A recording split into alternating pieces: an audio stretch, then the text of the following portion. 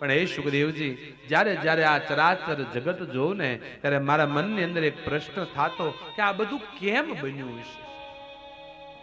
આ જે કઈ સૃષ્ટિ છે આ બધી બનાવી કેમ હશે ભગવાને? આ બધું નહોતું ત્યારે શું હશે? આ કોણે નિર્માણ કર્યું હશે? મહારાજ, મારા મનમાં સૃષ્ટિ ઉત્પત્તિ વિશે એક પ્રશ્ન જાગ્યો. સુખદેવજી મહારાજ પરીક્ષિતનો પ્રશ્ન સાંભળી પ્રસન્ન થયા છે.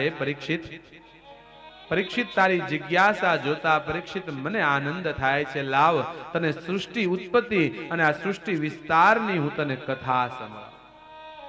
હે પરીક્ષિત, આંખોથી જે કાંઈ જોઈ શકાય છે, કાનોથી જે કાંઈ સાંભળી શકાય છે, આપણી વાણી દ્વારા જેનું વર્ણન થઈ શકે અને આપણું મન જે વિચારી શકે, આ કાંઈ જ્યારે આ જગતમાં નહોતું.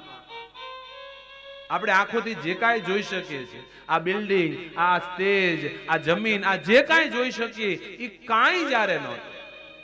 કેવલ ને કેવલ આ સમસ્ત બ્રહ્માંડની અંદર કેવલ અંધકાર માત્ર હતો.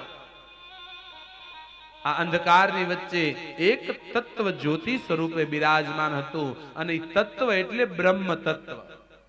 જ્યારે કાંઈ નહોતું ત્યારે એક જ તત્વ વિદ્યમાન હતું અને એ હતું બ્રહ્મ તત્વ.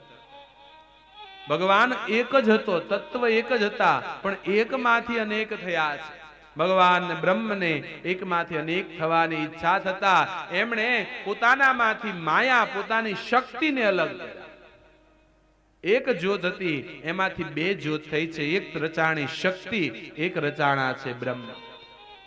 એક જ તત્વ લીલા કરવા માટે બે થયા છે. બ્રહ્મ અને શક્તિ અલગ થયા. આ બ્રહ્મને તમે વિષ્ણુ કહો તોય ભલે, શિવ કહો તોય ભલે, રામ કહો તોય ભલે, કૃષ્ણ જે નામ આપો તે આપો. અને આ શક્તિને રાધા કયો, સીતા કયો, પાર્વતી કયો, બ્રહ્માણી કયો, લક્ષ્મી કયો, દુર્ગા, જે નામ આપો તે આપો. એક જ તત્વ હતું બ્રહ્મ. બ્રહ્મમાંથી બે અલગ થયા છે. એક શક્તિ રચાણી અને એક બ્રહ્મ રચાણા. આજે ઘણા લોકો ભગવાનને માને, માતાજીને ન માનતા. ઘણા લોકો માતાજીને માને, ભગવાનને ન માને. ઘણા એમ કે ભગવાન મોટા, ઘણા એમ કે માતાજી મોટા. પણ હકીકતની અંદર શાસ્ત્ર જોઈને બાપ તો એક જ તત્વ બે થયું. આમાં કોણ નાનું ને કોણ મોટું? એક જ તત્વ બે થયું છે. ઘણા લોકો એવા હોય કે ભાઈ આમાં માતાજીને ન માનીએ. આપણે પૂછીને તમારા કુળદેવી, એ કુળદેવી બુળદેવી કાંઈ ન, અમારા ભગવાન એમાં બધું આવી ગયું. મને ઘણી વાર વિચાર આવે, જેથી બાળક એમ કે મારા પિતા મારા માટે બધું, મારી માં કાંઈ નહીં, તેથી માને દુઃખ કેટલું થતું છે. જે તમારા કુળની દેવી છે બાપ. ભગવાન રામ અને કૃષ્ણને કુળદેવી હતા. તમે દ્વારિકા જાઓ અને દ્વારિકાની અંદર ભગવાન દ્વારકાધીશને ધજા ચડે ને, એ ધજા પહેલી કુળદેવીને ચડાવવામાં આવે છે. ઉપર 7મા માળે એના કુળદેવી બેઠા છે અંબાજી. જ્યારે જીવ માને ન માને ત્યારે માં કેટલી દુખી થતી છે.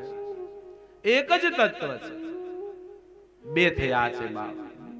અને નારદ પંચરાત્રમાં ભગવાન શિવ સ્વયં પાર્વતીને કહે છે, હે દેવી, તસ્માત જ્યોતિ બુદ્ધવેધા રાધા માધવ રૂપકમ. એક જ જ્યોતિમાંથી બે થયા છે. અને ગૌર તેજ વિનાયસ્તુ શામ તેજ સમર્ચયેત જપેદ્વા ધ્યાયતે વાપી ભવેત પાતકી શિવે. જે ગૌર તેજ રાધાને છોડી શ્યામ તેજ કૃષ્ણની એકના જ ભજન કરતા હોય, પૂજન કરતા હોય, સ્મરણ કરતા હોય, એને કોઈ દી કૃષ્ણનું ભજન પ્રાપ્ત થતું નથી. એકલા રામનું ભજન કરતા હોય, સીતાને છોડી, એને રામની પ્રાપ્તિ ક્યારેય શક્ય નથી. તત્વ એક જ છે બાપ, લીલા કરવા માટે બે બન્યા.